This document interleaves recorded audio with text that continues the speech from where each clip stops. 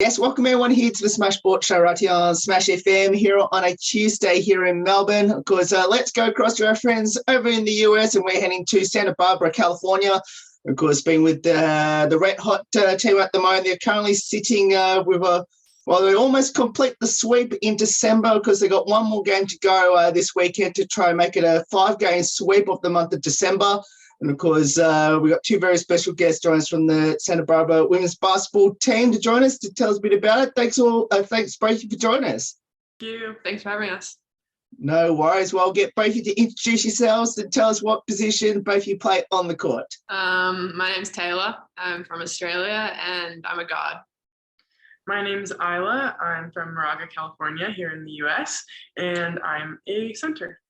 What an amazing month of December for the team so far. As I said, you do have San Diego coming up in the next couple of days, but what a dream run for your team in the month of December so far. We've definitely, I feel like, put the pieces together right at the right time. We struggled a bit with some tough matchups early with Northwestern, but we've been able to come together and really define how our team plays and get the ball to the right people we need to and play fast in transition. But we're coming together nicely right when it matters in conference. Yeah, to piggyback off of that, I feel like we have a lot of movement going on, like more movement with the ball, more movement as players. We're more coherent as a team, and I think that it's come smoothly through this time. We have a lot of chemistry now, and while we struggled a little bit in the beginning of the preseason, we've really come into our groove.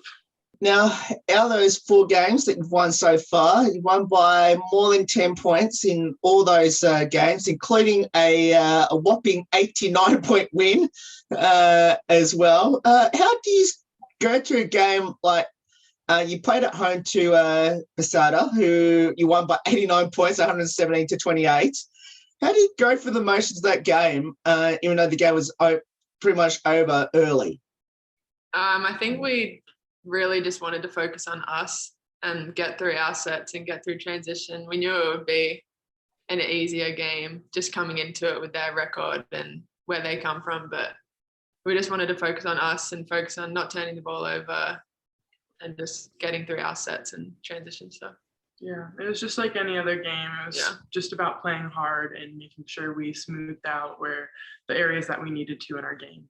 Yeah. How's preparations been like heading towards San Diego? Obviously, you've had the Christmas break now. You've just finished training today. How's the training been like today heading towards this Thursday's game? We're looking really good. I mean, San Diego is definitely a tough team. We just started our scout. We had our first practice from after Christmas break yesterday. So 4 days off and started strong.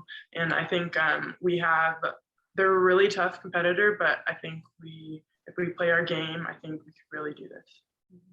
I agree. Very excited to start conference play. Very. I guess what's the expectations now? Your non-conference season's pretty much over now. What's the expectation now based off what you've done in the non-conference season? I think we want to go in and we have the mindset to win every single game, but we know it's a game of runs, so we just have to play every single possession, not get down, not get up, and any plays, any mistakes, any good things. But we definitely have the pieces in the team to be able to win and compete in every single game. So we're trying to do that. We're trying to win the Big West Conference and just game by game and see how it goes. Yeah, it's really about consistency. I mean, San Jose State, we had a really consistent game. I feel like we came out strong and we finished strong. And I think it's about carrying that throughout our conference. Obviously, Taylor, for you in that Big West Conference, you've got a couple of Aussies you're going to be coming up against. Especially, I'm more wanting to know what your views were when you play against Cal State Fullerton, which is a home game on Saturday the 15th of Jan. How strange would that be to come up against an Australian in that game? I think the weirdest thing for me I've noticed when I play against an Australian is when they're on the court with me and like I hear them talking, because we sound like it's so much stronger when we're on the court. It's like I like whip my head because I'm like, oh my God, they sound crazy, but it's just fun to be able to see familiar faces and being able to hug each other after the game, high fives. Like just that kind of thing is nice, but still go into it like it's any other game, but it's nice to see them afterwards. How good is to finally play in front of fans after last season? You virtually played in front of virtually no one. Last year was insane how different it was. Like the first few games, it was just we had to create our own atmosphere. So that was definitely an adjustment, but it's extremely nice having fans back this year, all the donors, boosters, but we're excited to have them come along to all our conference games. In your team this year, there is 5 seniors I think you've got this year. I guess tell us about each of those senior players that you've got in your team, and have you convinced them to stay another year due to COVID? Well, most of them are leaving us. So Yeah. we have Danae Miller. Yeah. She's a 5th year and she's out of eligibility. Then we have Lauren Lee. She is also leaving us. She's decided to. She has an extra year, but she's decided to leave. Yeah, I mean, all of them are leaving, I'm pretty sure. I don't think we'll have a 5th year, but I mean, they bring a lot to us leadership-wise. And I think the biggest thing will be us carrying that leadership on and making sure we hone those skills this year so that we can bring it for next year as well.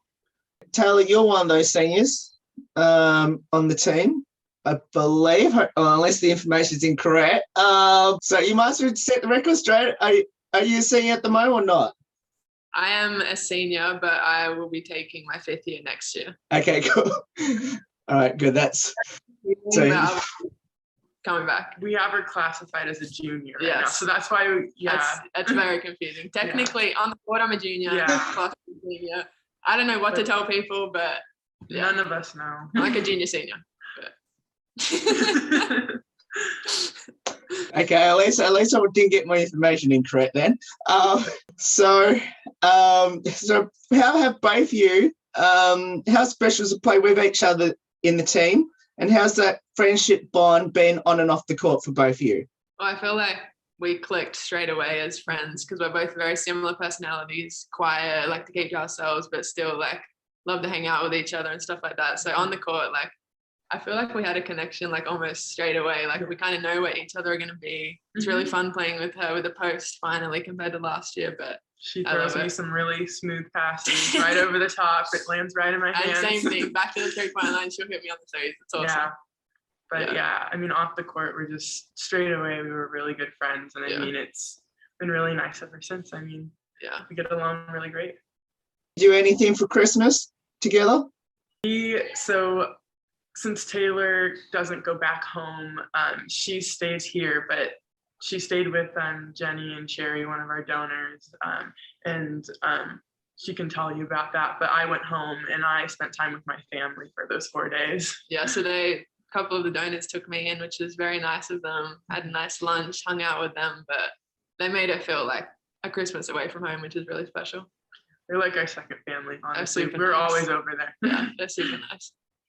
Taylor, being from the Apple Isle down in Tassie, have you convinced Ola next year to come with you back to Australia eventually?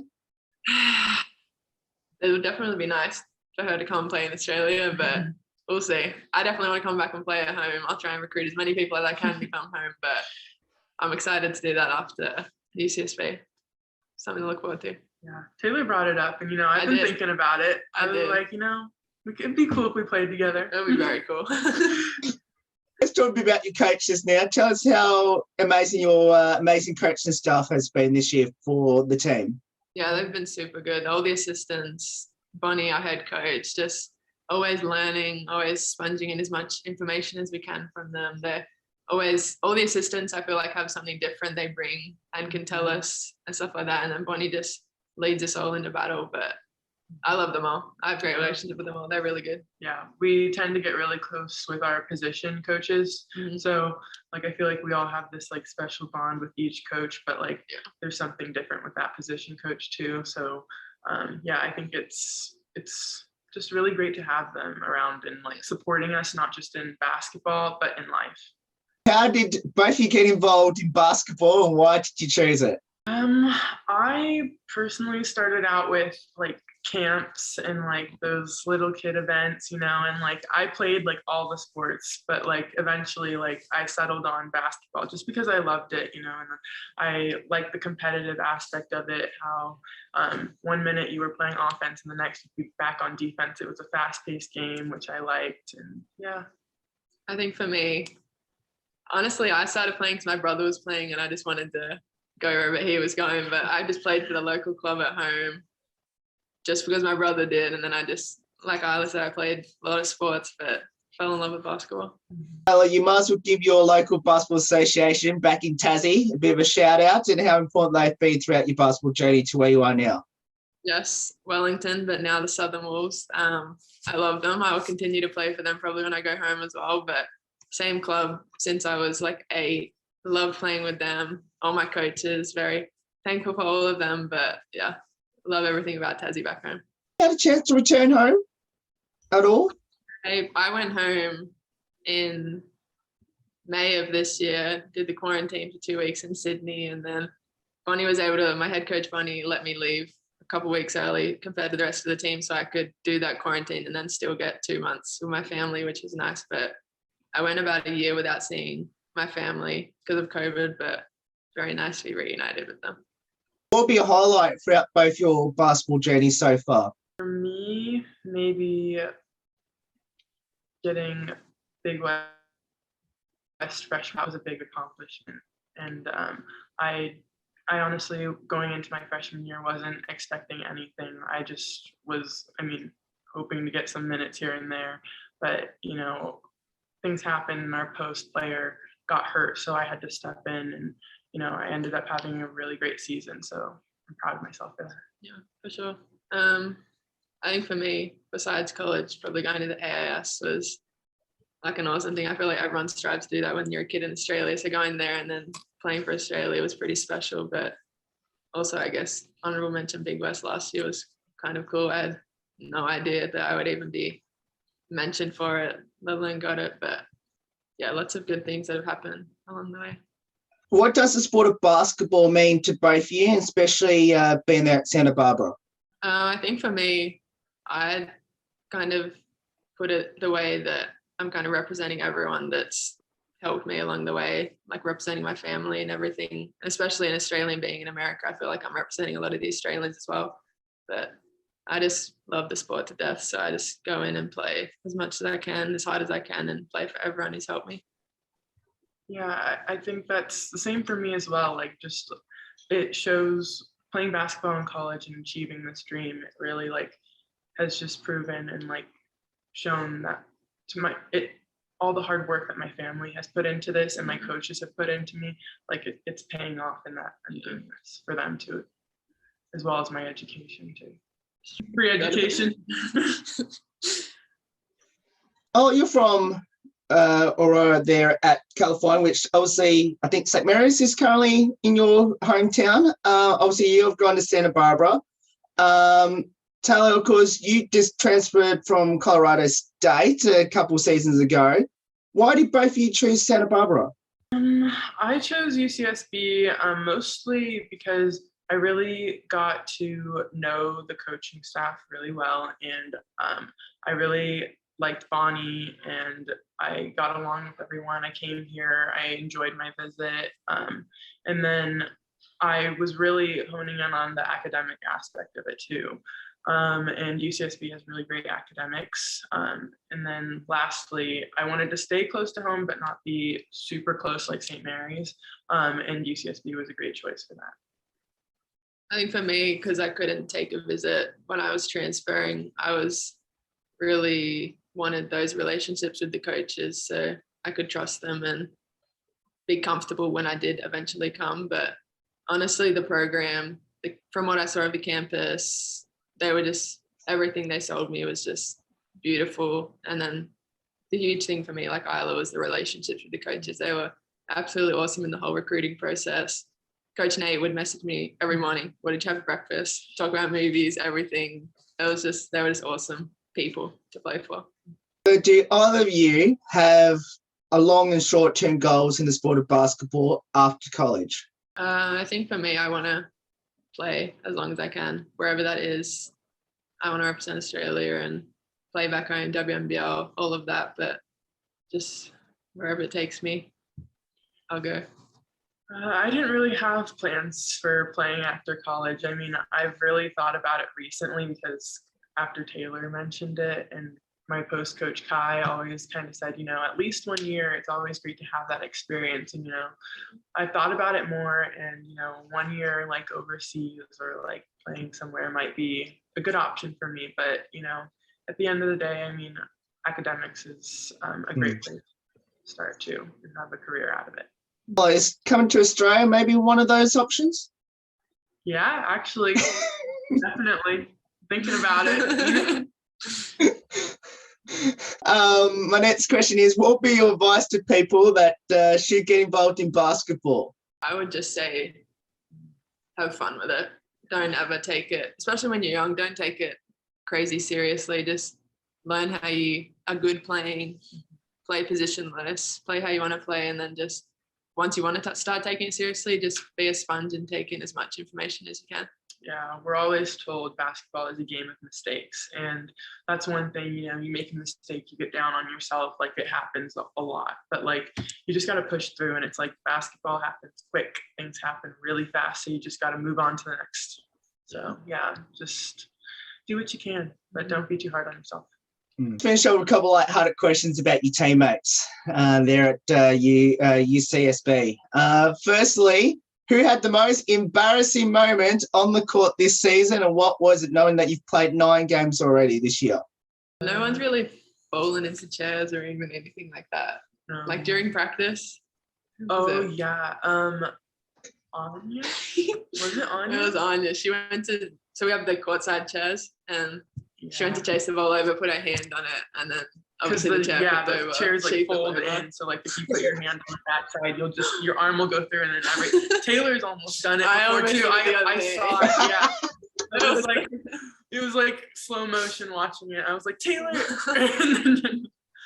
Yeah, it was honestly not much in games. Not much in games. I mean, maybe me falling. Yeah, there's some pretty funny falls we do, but yeah, nothing crazy. No. Okay, so obviously we've got January and February to go, so I'm sure it's coming.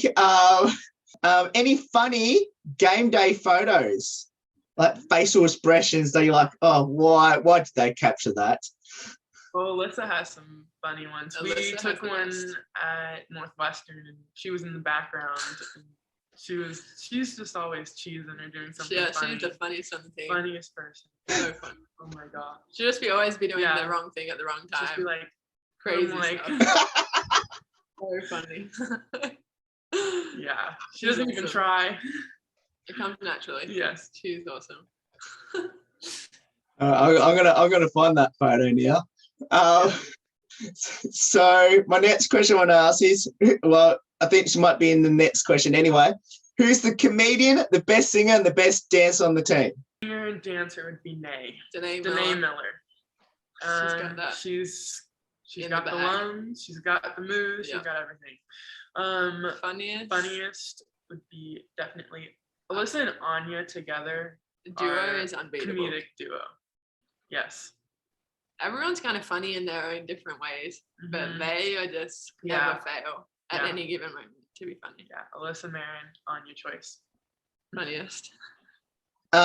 Anyone on the team into their TikToks, and any of them TikTok famous? No one's TikTok famous. I feel like everyone has it though. The freshmen enjoy TikTok a lot.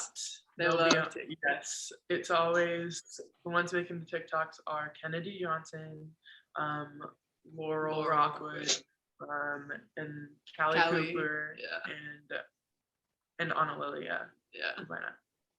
They go crazy with TikTok. Okay. Do you just ignore them when they do their TikTok dance?